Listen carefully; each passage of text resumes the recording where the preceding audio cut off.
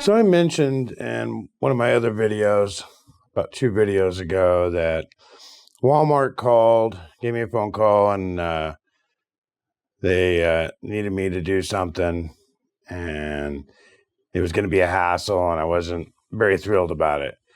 And so basically, they gave me a call, and they said, well, the truck you're in, we're going to retire it. Well, I've known this has been coming for quite some time. Most of the time, we retire our trucks somewhere around 575,000 miles. Well, my 2017, it's, what was it, 645,000 miles. And, I've had several new trucks over the years driving for different companies. And it's never really been an issue. It's actually, something exciting. It's like, oh, good, more comfort, something with a little more power, more reliable, whatever. But I've been here at Walmart for 17 years, and yeah, I've always tried to get the older trucks, and the reason why, a couple of reasons why. One reason why has been that basically Walmart's going to all non-smoking trucks. The 2017s are the last of the smoking trucks where you can smoke cigarettes in the truck. And, well, I smoke, and, I've been driving 22 years smoking in a truck. So pretty tough for me to be pulling off to the side of the road and lighting up and this kind of thing. I'm sure that I won't quit. Well, maybe at some point, but it's definitely going to be a hassle because I'll have to stop to smoke or, you know, get out and smoke before I go to bed at night and these types of things. But, nothing I can't handle. I mean, I'm okay with that. But the second part that, because I said it was good news and bad news. Well, that's one of the bad news. And then the other bad news is that no more manuals. We've switched to nothing but automatics. And I think most fleets and trucking companies are doing this nationwide. They're all going to automatics. And so the other bad news is it's an automatic. So I think the only good news in this is that there'll be something of comfort and something I can enjoy more. So I got a 2024 Freightliner Cascadia. So nothing to get too excited about. I mean, I've had some long-nosed Peterbilts back in the day and Kenworths, and I've had a lot of different trucks and brand new at that. So I think the main thing is just the comfort, that it's nice inside. It'll ride nice, hopefully be reliable and this kind of thing. We'll see about that. That'll be yet to be seen on the reliability. A lot of new technology, a lot. As a matter of fact, the technology, we took a 7-hour class, which I did a video on that just yesterday, giving you basically an overview. And the majority of that 7 hours was all about the fact that, well, it's got a DT12, I think, Detroit motor in it, and with the automatic transmission and everything. And so I didn't think much of it. I thought, great, we're just going to hear how it runs. And, I don't know if that's really going to help me much. But as I went on with the class, we had a lot of questions like, well, what's going to happen when I go in snow and ice? I don't want this thing shifting whatever it wants. Or what about, climbing hills? I don't want it to be a dog going up the hill. I mean, it's no secret. Most companies have got these trucks turned way back anyway. So, I mean, it's going to be a dog. I mean, the days of high powered trucks flying up mountains, 500-600 horse or whatever, you may have had back in the day, pretty much, it's being close to being gone. Fuel prices are just too much.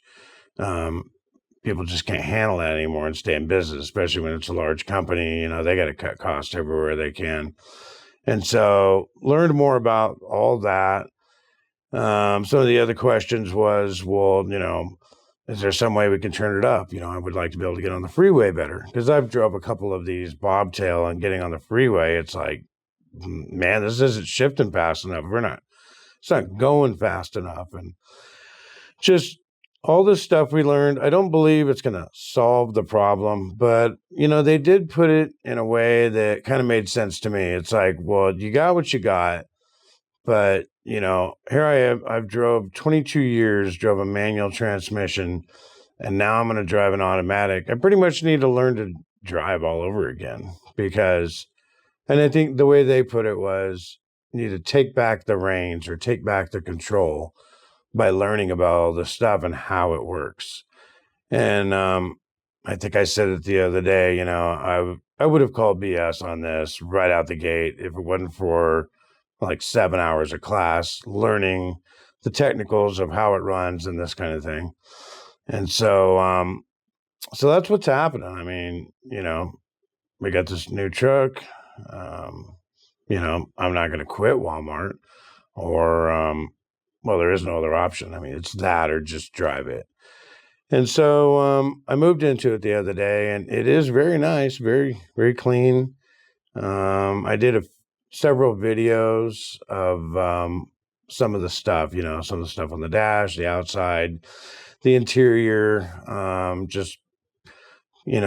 just an overall, got my stuff in there. I haven't had a chance to drive it yet. Here in a couple of days, I'll be back to work and I'll get to start testing this stuff out. So my thoughts were that I'll just go through and I'll try out some of these new technologies, some of the methods to make this stuff activate or deactivate and just start working with it. And I think I'll share it with all of you. Like I said, many companies already have these automatics. And, there was quite a few things that a lot of the guys that have had automatics for like 4 or 5 years, they didn't know. They didn't know some of this stuff. And I thought that's pretty amazing. A lot of these guys that drove automatics that long and didn't know some of these features, how to activate them or how to deactivate them. So I'm going to spend the next, I don't know how many videos, trying to go through and figure this out and then share the info with you. So take a look at some of the clips I have here of the new truck and me moving in, and tell me what you think, or what would you do if this was the case? If you landed up couldn't smoke in the truck anymore and you had to do away with a manual transmission after 22 years. So here you go. Enjoy. All right. Got the checklist here. I'm just going to go out here and find it, make sure everything checks off the list, and then start putting my stuff in. And let's see if we can find this thing. We got 1553, 1452. 1454 here. No, 1397. That's not it. Oh, don't tell me it's this dirty one here.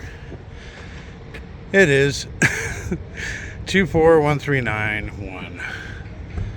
Yeah, when they ship these things, they get a little bit on the dirty side, but that's okay. Take it down to the truck wash. It'll be okay. So this is it. 2024 Freightliner.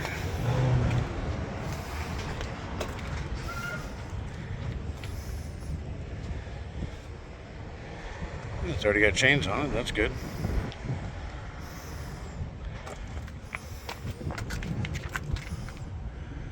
All right, we'll hop in and check it out then.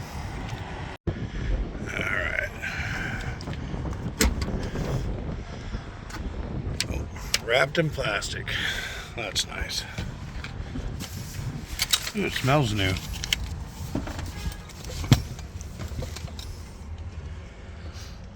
Oh yeah, I haven't smelled that smell in a while. That brand new smell. Oh, look at that. They give you a CB radio with it. That I didn't know. Definitely missing something. Well, let's see what we got here.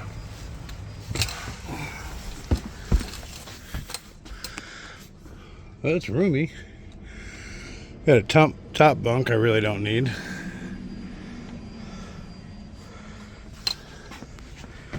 I'm assuming this is the refrigerator.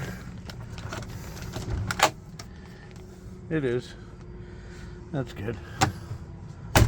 I like the fact that it's open. I don't have any plans on putting a TV in here. I see they got the swinging TV mount there. And they got the inverter down there. Of course, got your cubbies up top here.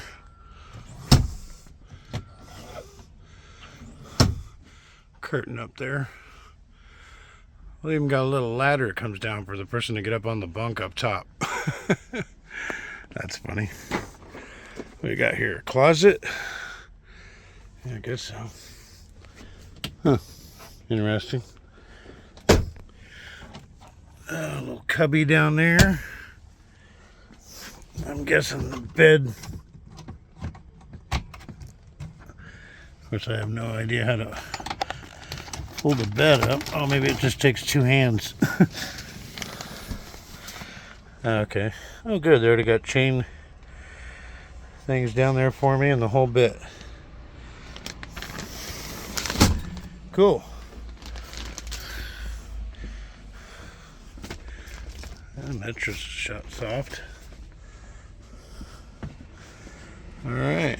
Well, I guess I better start checking this stuff off the list here. All right, we're all done checking it in. Let's go jump in this thing and go get settled in. Oh man, what a bummer. Got 429 miles on this thing.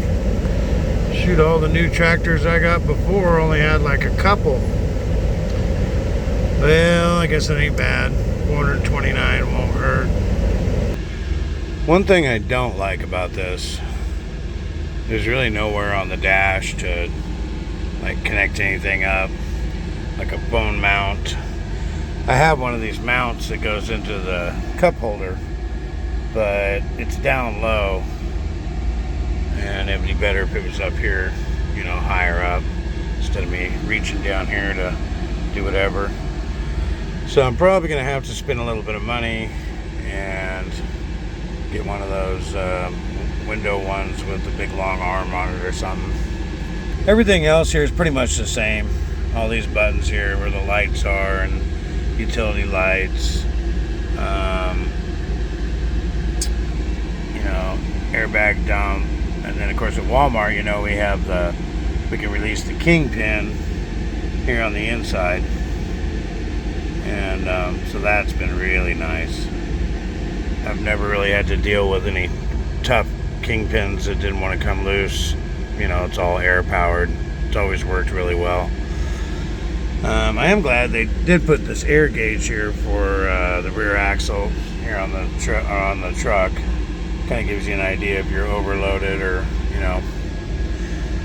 They did put enough power outlets in. You got one here, and then one down here. So I'm glad for that. But oh, what else is there here? The steering wheel's got controls here for Bluetooth phone and the cruise control. I'm assuming that's a light for flashing lights. I don't know. I'll find out. And you can run the whole menu, I think, over here with this on the dash by pushing these buttons. But yeah, as far as the Bluetooth on the phone, I never use that thing. I just use my headset. Yeah, otherwise it's just, yeah, they never work well. I probably should give it a try once to see, but I have no faith in it at all. One of the things I am glad for is they have this. This is always a very handy thing. I see that it's just a table in this model. In my last truck, you can lift this up, and it was actually a whole drawer, but this will be handy.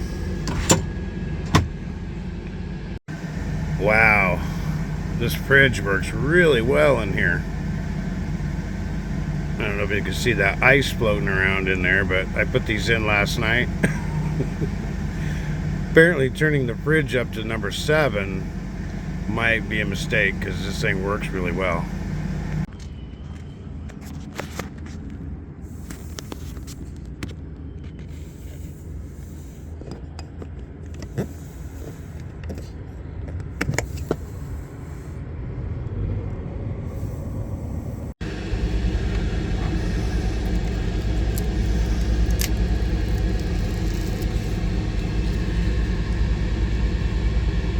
Yeah, another cool thing is got different kind of brakes on here now. I got some disc brakes.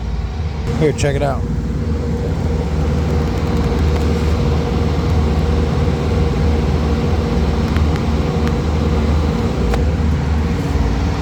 Oh yeah, much better. That'll be different. These glad hand handles on here, they're pretty cool. Yeah, these things, they get a lot more leverage. Makes it a lot easier to put these things on when, especially when you get a stubborn glad hand that's, you know, got to give it some pressure. That pretty much does it right there. Walmart has always used these tires with like, I guess you call these cypers. I think that's what they call them. But basically these little grooves and basically tire flexes, those open and close. Yeah, definitely good traction tire. Really makes a difference in winter. One of the things that's different about these newer tractors is they got chains. Well, they said they were going to put them all on that side, but I don't think they can fit them all. But they've moved quite a few of them over to the passenger side. And then you still have a few over here on the drive side.